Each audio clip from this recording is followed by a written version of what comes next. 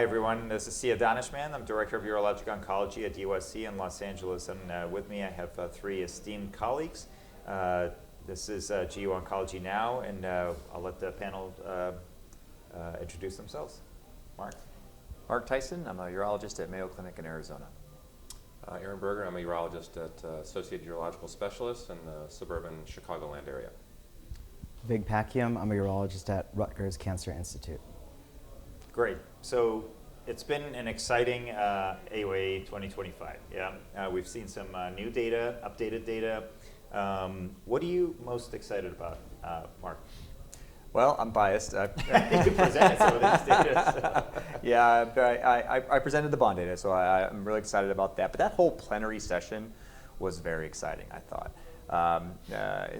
Bond was the cretostimogene phase 3, showing really good durability, really good tolerability. Top line numbers: 46% at a year, 33.7% at 2. Not a lot of side effects, no grade 3s. No very grade exciting. 3s, yeah, very exciting. Very exciting data, and I think that's going to be one of many really good options for us down the road. But Sunrise 1 updated their data for both their CIS and papillary cohort. Very similar top line efficacy numbers. That was exciting to see. Crest read out. John Gore presented the Cysto trial. I mean, it was just a comedy of riches. Right. This AUA. Really, really amazing. From your perspective, what do you think from a community perspective as these drugs become available? What are you guys most excited about? I mean, I think as Mark said, I think the options now are very exciting. I mean, Yeah. This is a space that's been pretty stagnant for a while, and now we have this plethora of new treatment options that's great for our patients and exciting to learn about. And in terms of which one is going to end up, if it's going to be a combination, if it's going to be sequencing, if there's going to be one clear winner, I doubt it.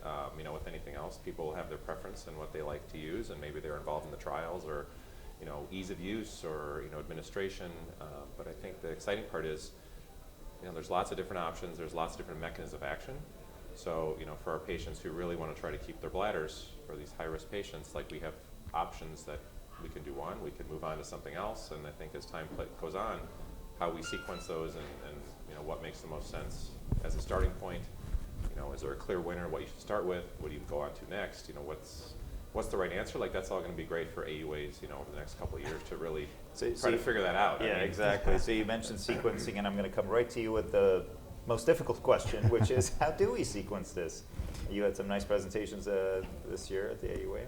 Yeah, I think there's a few different kind of paradigms you could use. You could try to do a rational sequencing where you're switching between immunologic-based medications and maybe chemotherapy-based medications, which seem to be the two predominant classes that are emerging. We could also try a biomarker-based approach. We have some new biomarkers that we're using in the treatment-naive space, but as we get more data from these trials and start using it in the real world, we should have some biomarkers in the treatment refractory space too. Tell me about one of these biomarkers. Well, we just published this 2 days ago.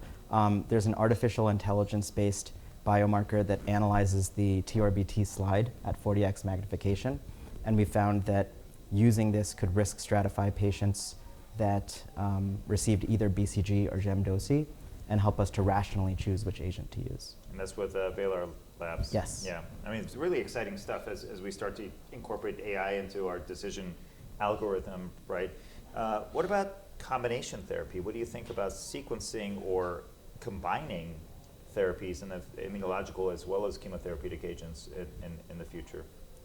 Yeah, I mean, obviously, the major existing combination therapy is sequential intravesical gemcitabine and docetaxel, or doce. I think based on that success, others are trying to combine different agents as well. Some are actually doing trials with doce as well.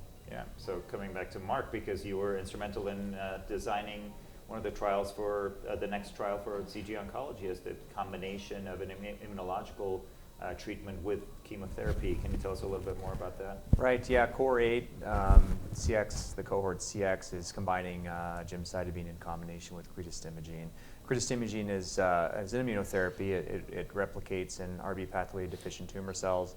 It also expresses GM-CSF, and the two result in sort of long-term immune-mediated disease-free survival. And if you combine that with gemcitabine, which has its own apoptotic effects on tumor cells, it also really feeds the tumor microenvironment with a lot of neoantigens, both tumor and and those GM-CSF with the antigen presentation now has more neoantigens to work with. So theoretically, the two, That's the theory. That's the theory. So I'm really excited about that. Hopefully, they're testing a couple different regimens, obviously, either like what Vig helped develop with doce, same day, administration versus creto gem, which I prefer because I think patients will like that a little better. And hopefully that'll also help mediate some of the side Sounds effects like a good of song gemcitabine. too. Yeah. Right?